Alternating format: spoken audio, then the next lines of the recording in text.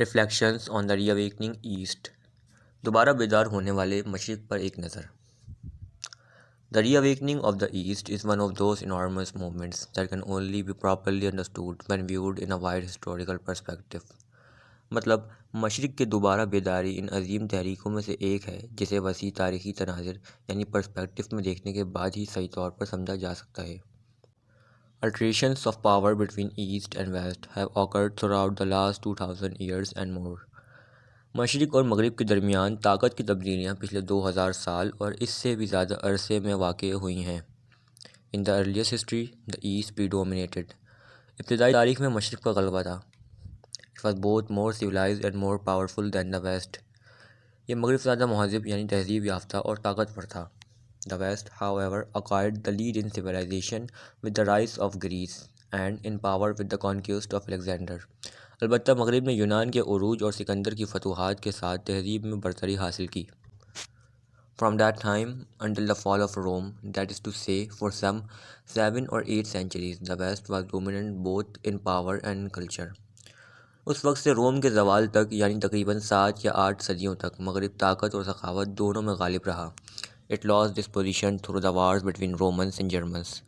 The Germans succeeded in destroying Roman power, but not in acquiring a similar position for themselves۔ مطلب رومیوں اور جرمنوں کے درمیان جنگوں کے ذریعے اس نے یہ مقام کھو دیا۔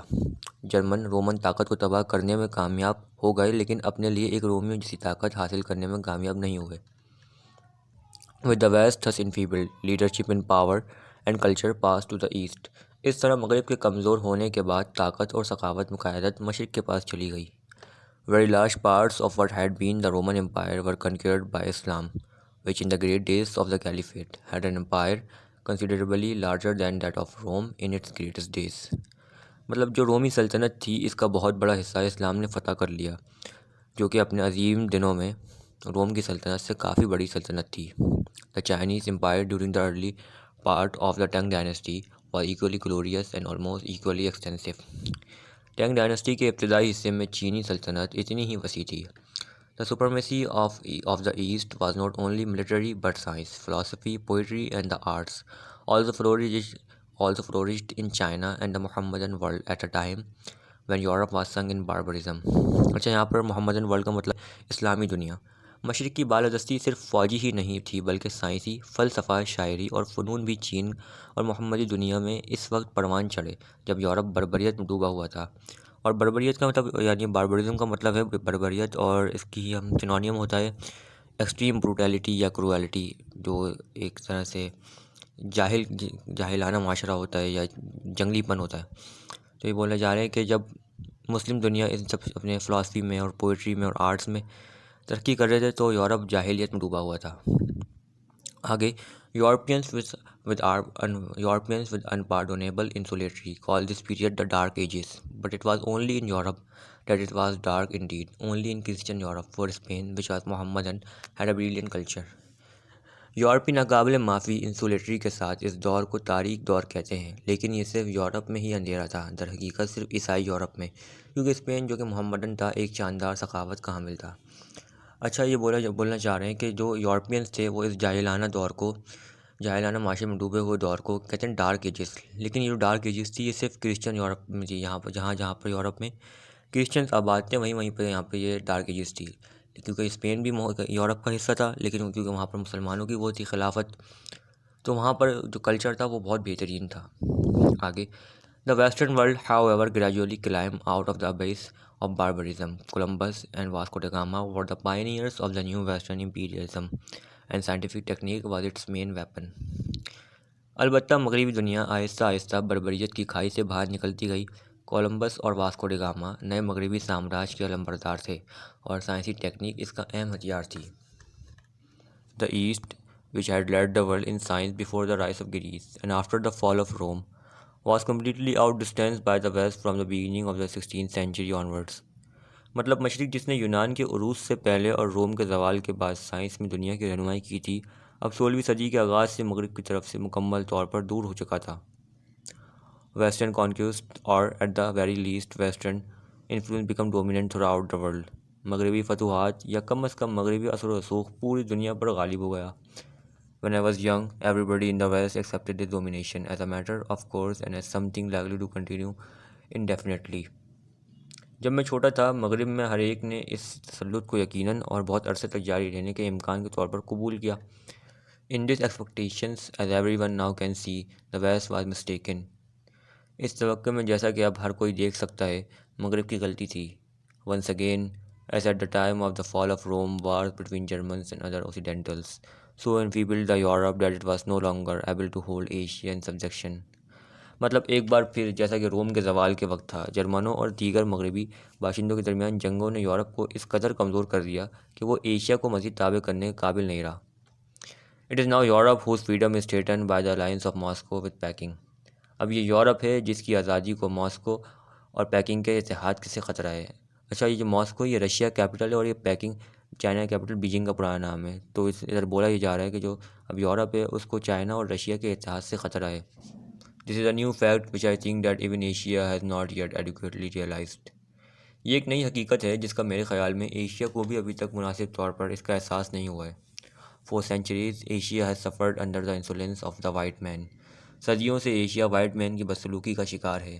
I have myself seen this insolence displayed in ways that made my blood boil and that if I had been an Asian and not a European would have rose me to fury. مطلب میں نے خود اس بدسلوکی کو ان طریقوں سے دیکھا ہے جس سے میرا خون کھولتا ہے، اور یہ کہ اگر میں یورپی نہیں بلکہ ایشیائی ہوتا تو مجھے اس پر غصہ تک آ جاتا. This long experience of European domination has naturally produced a mood of resistance and, as always happens in such cases, there is a danger lest the fight for independence should become a desire for conquest.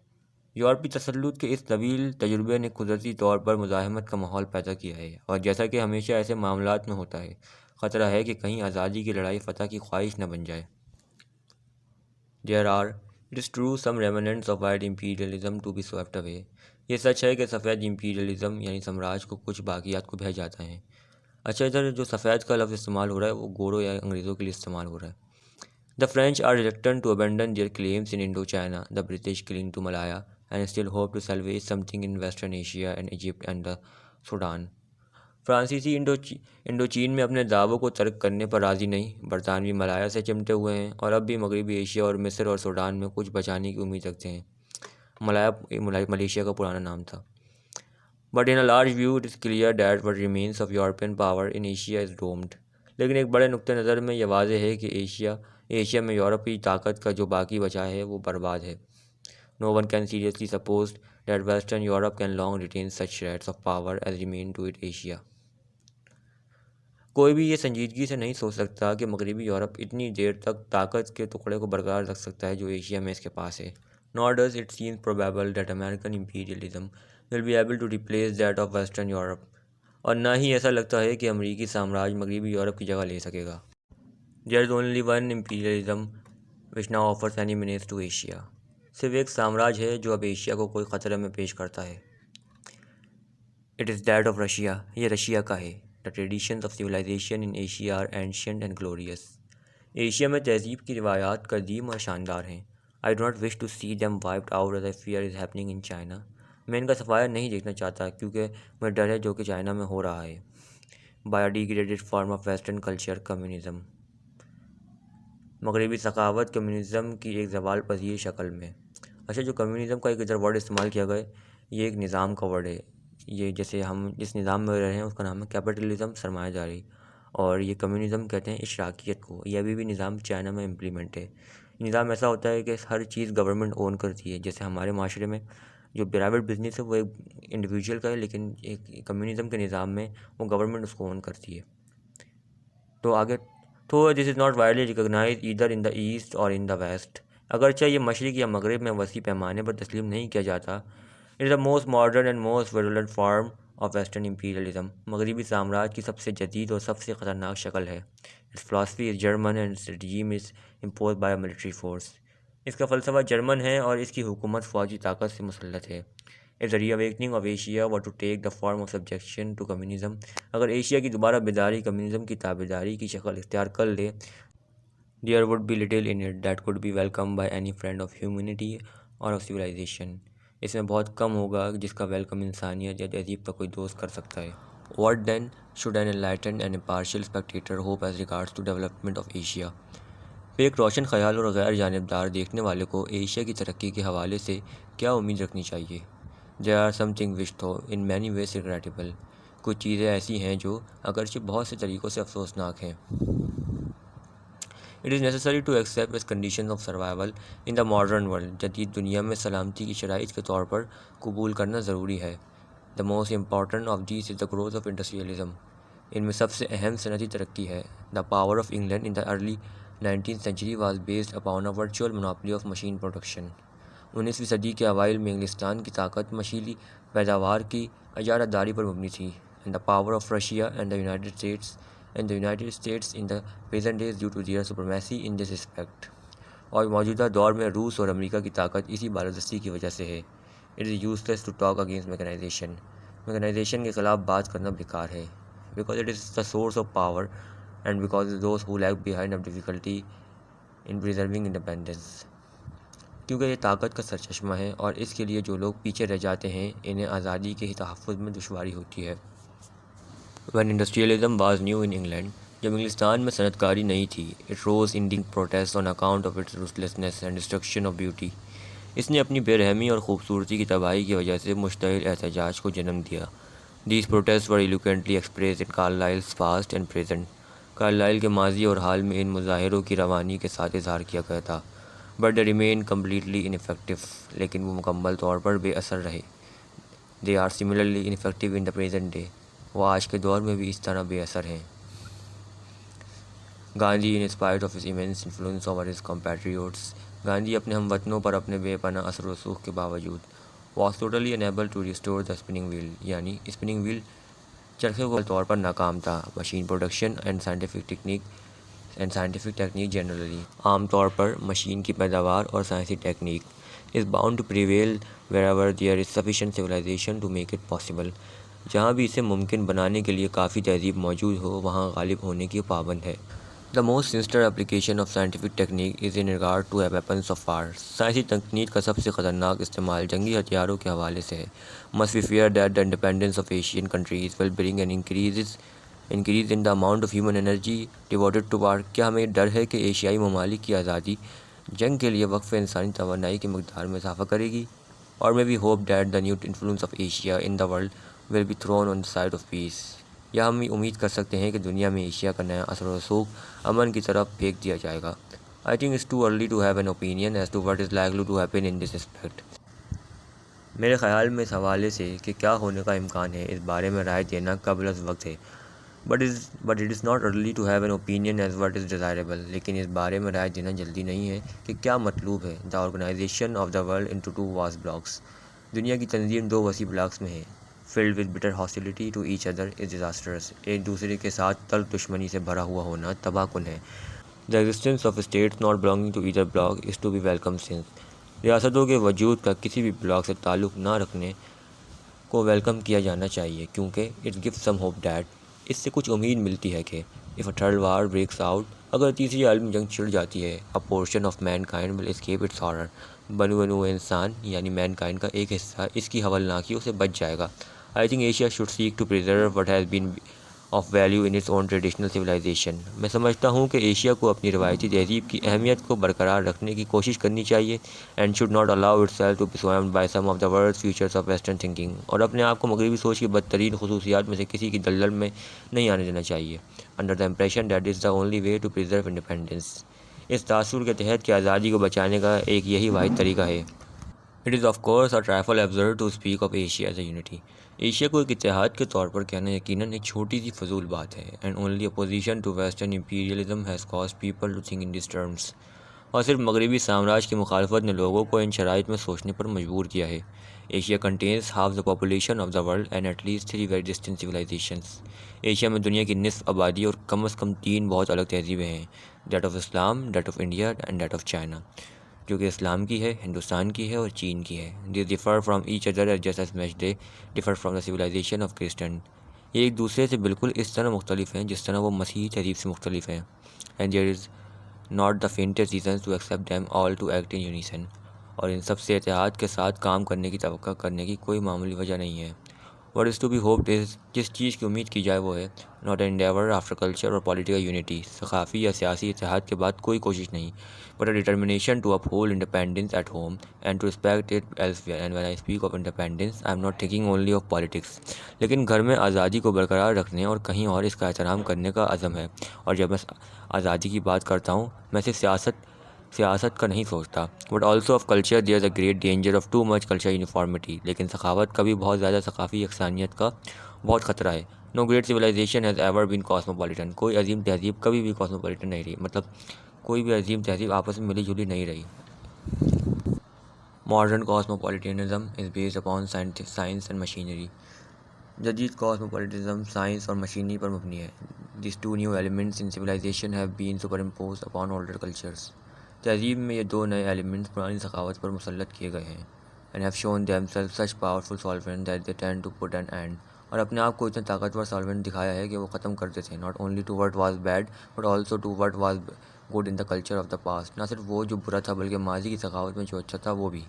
It must be admitted that they are necessary and that they are good if rightly controlled. یہ تسلیم کرنا پڑے گا کہ وہ ضروری ہیں، اور اگر صحیح طریقے سے کنٹرول کیا جائے تو وہ اچھے بھی ہیں. But it need not be admitted that adulation of them should sweep away everything else. لیکن یہ تسلیم کرنے کی ضرورت نہیں ہے کہ ان کی خوشامد باقی کچھ کو بہا لے جائے. If human life is to be tolerable، اگر انسانی زندگی کو برداشت کرنا ہے، it cannot be wholly mechanized. یہ مکمل طور پر مشینی نہیں ہو سکتی. It must continue to contain poetry and art and love and simple joys of life. اس میں شاعری اور فن اور محبت اور زندگی کی سادہ خوشیاں شامل ہوتی رہیں. These are the things that are tend to be forgotten in a machine age. یہ وہ چیزیں ہیں جو مشینی دور میں بھلا دی جاتی ہیں. They are forgotten in the communist philosophy. وہ کمیونسٹ فلسفے میں بھی بھلا دی جاتی ہیں. And they are not given sufficient weight by many men who think themselves the forefront of progress. اور بہت سے لوگوں کی طرف سے انہیں کافی اہمیت نہیں دی جاتی ہے جو خود کو ترقی میں سب سے آگے سمجھتے ہیں. I should like to hope that reawakening Asia will remember these elements in the good life.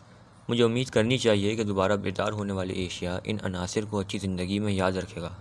I should like to think that rivalries and the struggle for national independence will not be severe as to compel militaristic mechanization.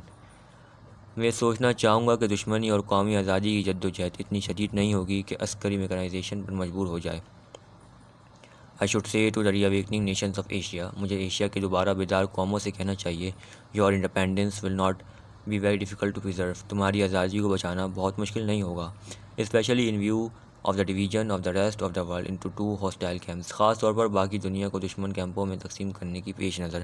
But what will prevent from copying the mistakes of the West. لیکن جو چیز شاید زیادہ مشکل ہوگی وہ مغرب کی غلطیوں کو نقل کرنے سے گریز کرنا ہوگا. The West throughout the last 5 centuries has displayed extraordinary energy which has taken many forms. مغرب نے پچھلی 5 صدیوں میں غیر معمولی توانائی کا مظاہرہ کیا ہے جس نے کئی شکلیں اختیار کر لی ہیں. Some good, some bad. It has explored the world from pole to pole. کچھ اچھی کچھ بری. اس نے پول سے پول تک دنیا کو تلاش کیا ہے. It has learned the secrets of atoms and stars. اس نے ایٹموں اور ستاروں کے راز جان لیے ہیں. It has discovered how to produce such an abundance of necessaries and comforts as previous ages would have thought unimaginable. اس نے دریافت کیا ہے کہ ضرورتوں اور آسائشوں کی اتنی کثرت کیسے پیدا کی جا سکتی ہے جسے سابقہ ادوار میں تصور بھی نہیں کیا جا سکتا تھا. But all this which might have ministered to human happiness، لیکن یہ سب کچھ جو شاید انسانی خوشی کا باعث ہو، has been vitiated by one fatal fault. ایک مہلک غلطی کی وجہ سے خراب ہو گیا ہے. The love of power over other human beings. دوسرے انسانوں پر طاقت کی محبت. Africans and Asians alike have been tortured and oppressed by the energetic ingenuity of Western conquest. افریقی اور ایشیائی باشندوں کو مغربی فتح کی توانائی بخش چالاکی کی وجہ سے یکساں طور پر اذیت اور جبر کا سامنا کرنا پڑا ہے. If the world is to be happy، اگر دنیا کو خوش رکھنا ہے، energy and ingenuity must no longer be expended in the exploitation of those who have less of these qualities. توانائی اور ذہانت کو مزید ان لوگوں کے استحصال میں خرچ نہیں کیا جانا چاہیے جن میں یہ خصوصیات کم ہیں. Mankind must learn a degree of mutual respect which has never hitherto existed. بنی نوع انسان یعنی مینکائنڈ کو باہمی احترام کا ایک درجہ سیکھنا چاہیے جو اب تک کبھی نہیں تھا.